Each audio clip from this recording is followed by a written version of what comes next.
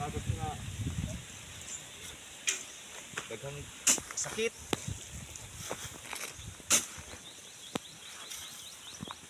Tagan lang ko niya kanunay na yung lawas balag pobre para uling lang.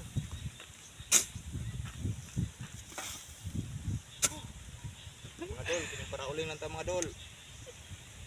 Hindi taong paitas kinabuhi. Nga barato ra kayo ang palit sa ilang uling. Tag 250 ang sako nya. Kurting budlaya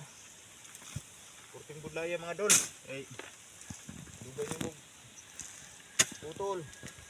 Dugay mo putol, hinakutay. Nga magkamada pa. Kung magkamada, magsindi, magbuntag kapag yung bantay kay bantayan kay basig para di mabuhang. Piraw kayo mga dol. Apoy kayo, pinabuhi ni pobre ta ba. Pero mau manigihatag to nga pinabuhi sa Ginoo, pagbuot man tanan sa Ginoo. Duwato na lang mga dol nga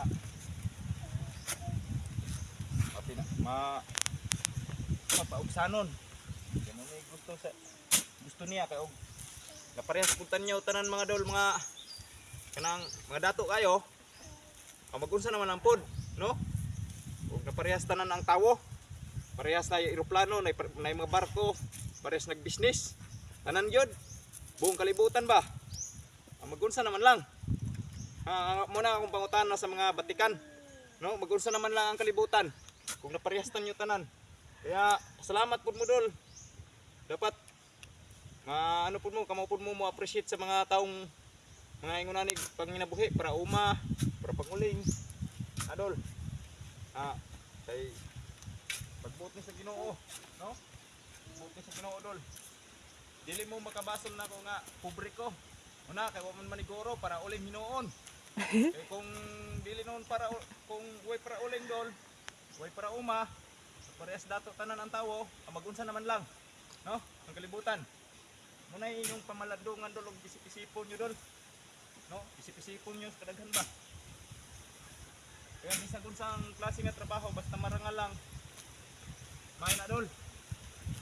Pero ako moingon sa inyo dol, kining panguling ta kapoy jud, no? Kapoy jud. Patinuod lang. No? Kini dol akong uling dol, mga gamay ra ni dol. Mga kuan ra ni kasako, mga nara ni sa ito kasako.